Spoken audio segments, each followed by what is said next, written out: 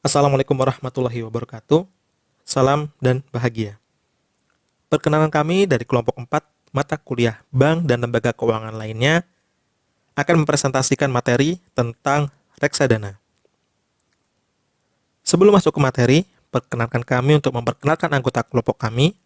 Yang pertama ada saya sendiri, Wahid Hidayat Alhamadi dengan NIM 20170081015.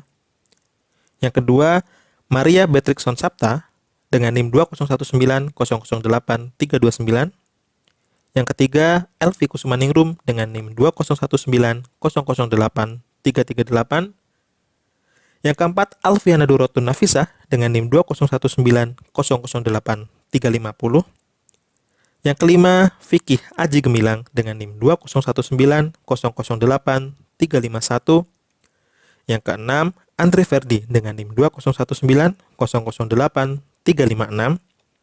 Dan yang terakhir, Muhammad Dafa dengan NIM 20190083357. Untuk presentasi pertama akan disampaikan oleh saya sendiri, yaitu pengertian reksadana. Reksadana merupakan salah satu alternatif investasi bagi masyarakat pemodal, khususnya pemodal kecil dan pemodal yang tidak memiliki banyak waktu dan keahlian untuk menghitung risiko atas investasi mereka.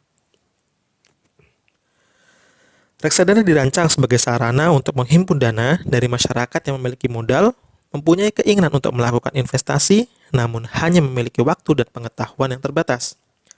Selain itu, reksadana juga diharapkan dapat meningkatkan peran pemodal lokal untuk berinvestasi di pasar modal Indonesia. Jadi contohnya adalah ketika Anda seorang pekerja ataupun pengusaha yang memiliki uang dan uang tersebut berlebih di tabungan daripada hanya ditabung saja, uang tersebut bisa diinvestasikan di pasar modal Indonesia. Namun apabila Anda kesulitan dalam hal waktu untuk senantiasa melihat pergerakan arus pasar modal Indonesia ataupun menganalisa tentang pergerakan pasar modal dan menganalisa risiko investasi, Anda bisa melakukan investasi melalui reksadana. Karena nantinya di reksadana ini Anda akan bekerja sama dengan manajer investasi. Umumnya reksadana diartikan sebagai wadah yang dipergunakan untuk menghimpun dana dari masyarakat pemodal untuk selanjutnya diinvestasikan dalam portofolio efek oleh manajer investasi.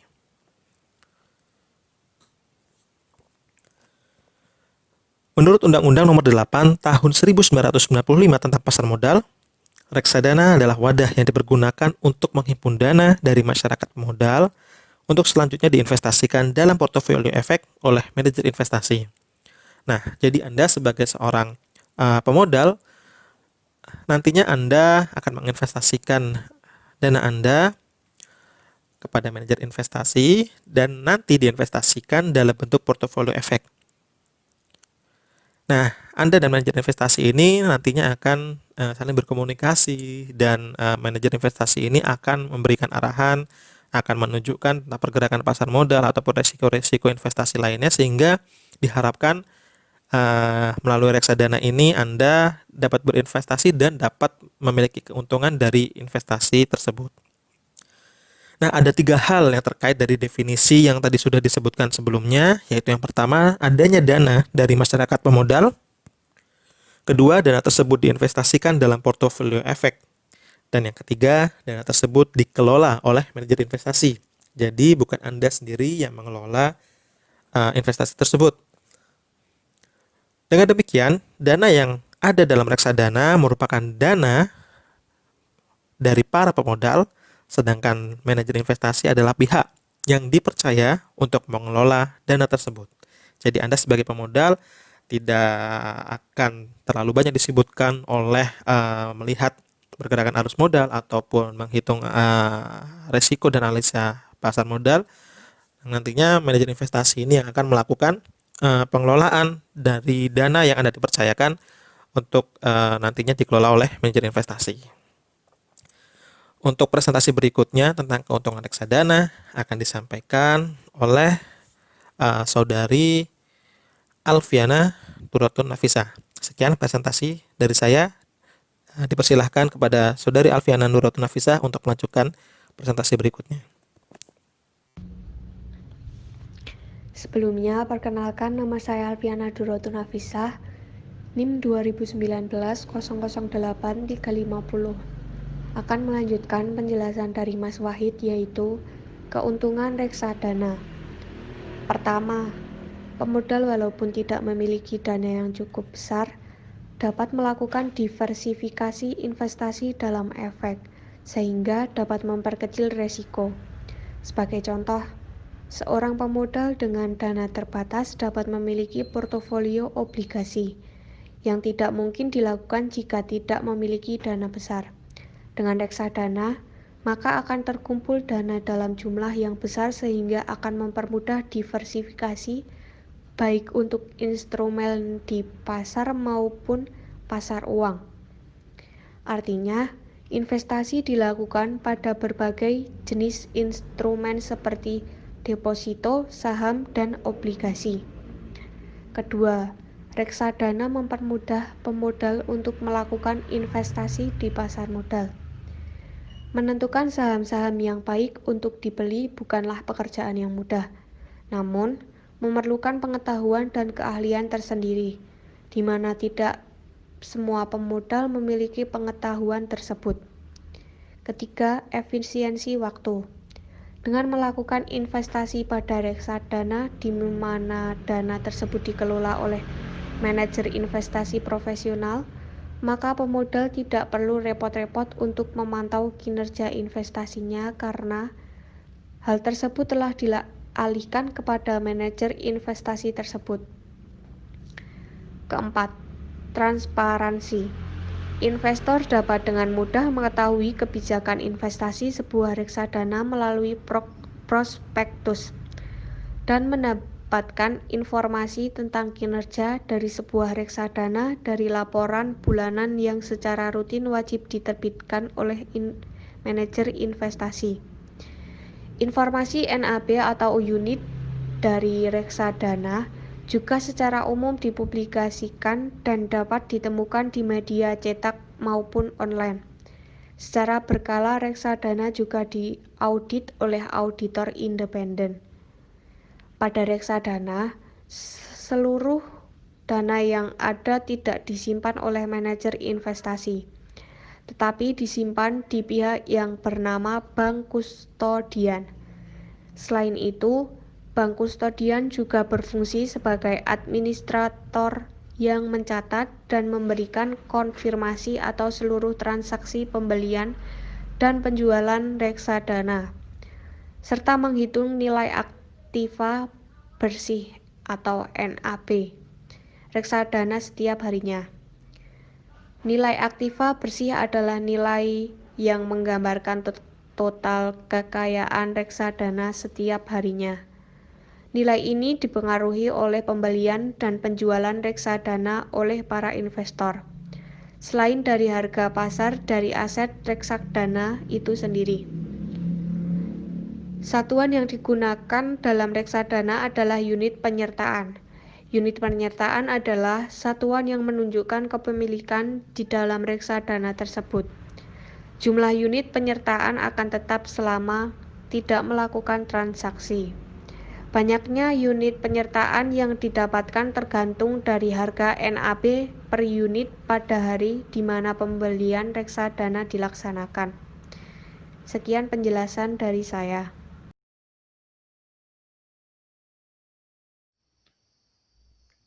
Salam dan bahagia.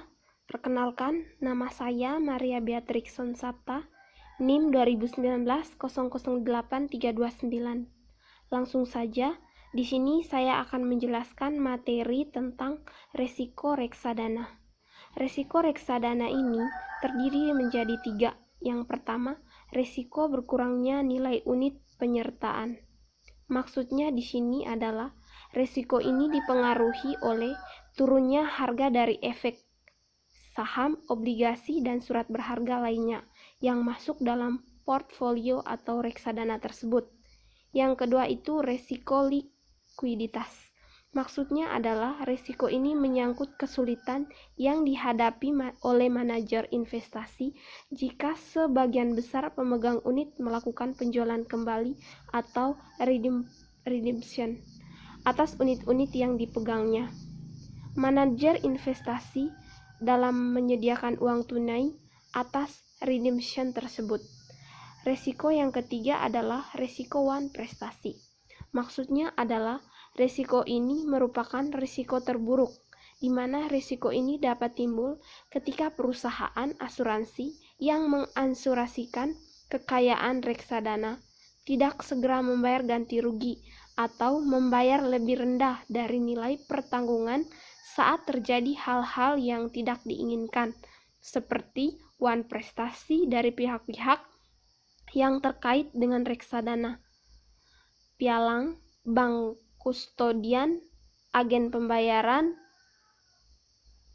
atau bencana alam yang dapat menyebabkan penurunan NAB atau nilai aktiva bersih reksadana. Yang berikut saya akan menjelaskan hak investor reksadana yang meliputi yang pertama, mendapatkan bukti kepemilikan unit penyertaan, yang kedua, memperoleh laporan keuangan secara periodik, yang ketiga, menjual kembali pelunasan dan mengalihkan sebagian atau seluruh unit penyertaan, yang keempat, mendapatkan informasi NAB atau nilai aktiva bersih per unit secara harian, yang kelima, memperoleh laporan terkait informasi dan transaksi serta memperoleh bagian atas hasil likuiditas. Baik, itu saja penjelasan dari saya. Sekian dan terima kasih. Baik, sebelumnya perkenalkan nama saya Vicky Aji Gemilang, NIM 2019008351.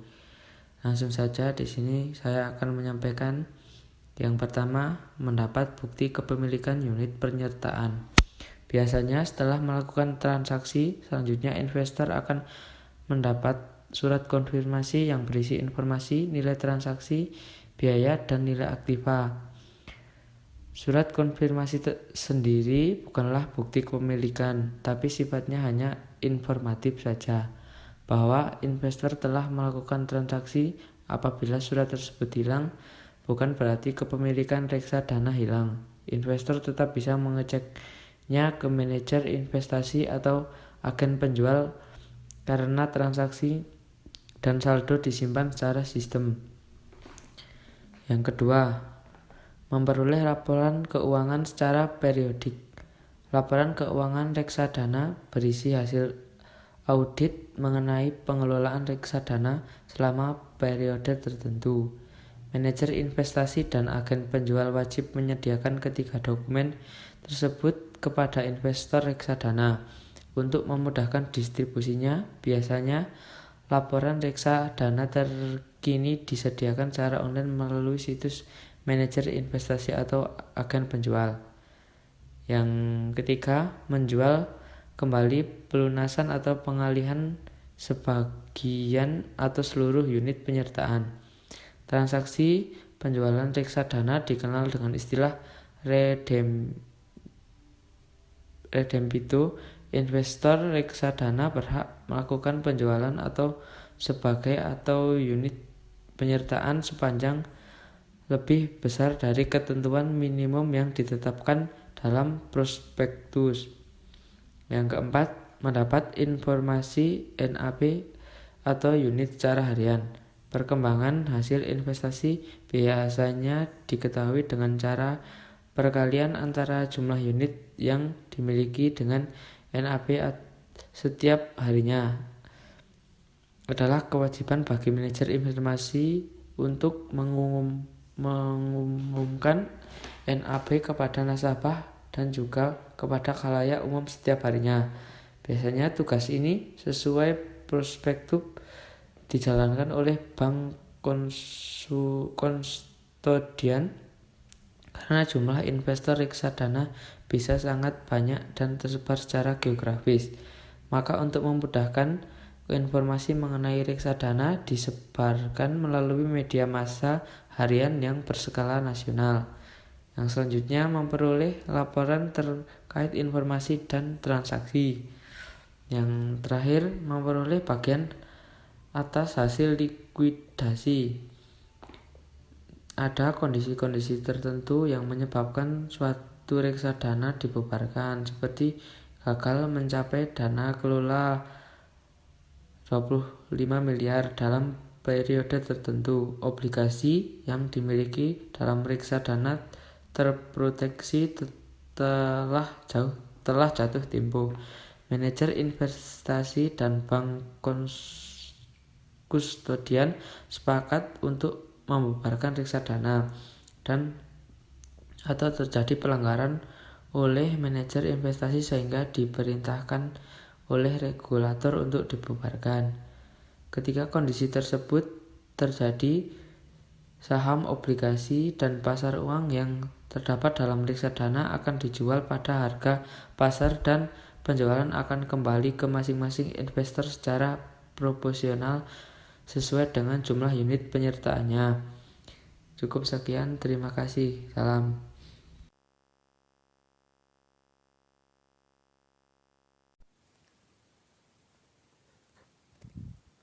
Oke, untuk selanjutnya saya Wahid akan menjelaskan tentang biaya-biaya reksadana. Yang pertama, ada biaya-biaya yang dikenakan kepada investor, seperti biaya pembelian, penjualan, pengalihan, biaya transfer, dan pajak-pajak yang berkenaan dengan pemegang unit penyertaan jika ada. Yang kedua adalah biaya-biaya yang menjadi beban reksadana, seperti biaya imbalan jasa manajer investasi, imbalan jasa bank kustodian, biaya transaksi dan registrasi efek, serta lain-lain. Nah, jadi biaya-biaya tersebut juga ada hak dari manajer investasi dan juga bank kustodian serta biaya-biaya transaksi dan registrasi efek lainnya. Yang ketiga adalah biaya-biaya yang menjadi beban manajer investasi seperti biaya pembentukan reksadana, imbal jasa konsultan hukum, akuntan, dan lain-lain. Seperti yang disampaikan sebelumnya, jadi biaya yang kita keluarkan reksadana juga sedikit lebih banyak dibandingkan ketika kita berusaha untuk membeli efek secara mandiri, karena jika di reksadana ada manajer investasi yang di sana kita mempercayakan dana kita, tetapi tentunya membutuhkan biaya dalam proses pengelolaan dari pemodalan ataupun investasi yang kita percayakan. Sekian penjelasan tentang biaya-biaya reksadana. Terima kasih. Baik, sebelumnya perkenalkan, nama saya Andre Perdi, NIM 2019-008356. Di sini saya akan melanjutkan penjelasan dari Mas Gilang tentang jenis reksadana. Jenis reksadana ini dibagi menjadi 4. Yang pertama, jenis reksadana pasar uang. Reksadana jenis ini hanya melakukan investasi pada efek bersifat utang dengan jatuh tempo kurang dari 1 tahun. Tujuannya adalah untuk menjaga likuiditas dan pemelihara modal. Yang kedua, reksadana pendapatan tetap. Reksadana jenis ini melakukan investasi sekurang-kurangnya 80% dari aktifanya dalam bentuk efek bersifat utang. Reksadana jenis ini memiliki risiko yang relatif lebih besar dari reksadana pasar uang. Tujuannya adalah untuk menghasilkan tingkat pengembalian yang stabil. Yang ketiga, reksadana saham. Reksadana yang melakukan investasi sekurang-kurangnya 80% dari aktifanya dalam bentuk efek bersifat ekuitas. Karena investasinya dilakukan pada saham, maka risikonya lebih tinggi dari 2 jenis reksadana sebelumnya, namun menghasilkan tingkat pengembalian yang tinggi. Yang keempat, reksadana campuran. Reksadana jenis ini melakukan investasi dalam efek bersifat ekuitas dan efek bersifat utang. Sekian penjelasan dari saya. Untuk penjelasan selanjutnya akan dijelaskan oleh Mbak Elpi. Saya Muhammad Dawade NIM 2019-008357 mau melanjutkan presentasi dari Andre, yaitu tentang alur investasi reksadana. Yang pertama, manajer investasi dan bank kustodian membuat kontrak investasi kolektif atau KIK yang merupakan kontrak antara manajer investasi dan bank kustodian yang mengikat pemegang unit penyertaan di mana manajer investasi diberi wewenang untuk mengelola portofolio investasi kolektif dan bank kustodian diberi wewenang untuk melaksanakan penitipan kolektif. Manajer investasi dilarang terafiliasi dengan bank kustodian.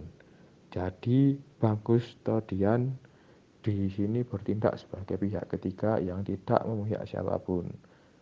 Lalu yang kedua, selanjutnya manajer investasi yang akan melakukan penawaran umum reksadana terlebih dahulu wajib mengajukan pernyataan pendaftaran atas kontrak investasi kolektif dan prospektus reksadana tersebut kepada OJK untuk memperoleh surat efektif.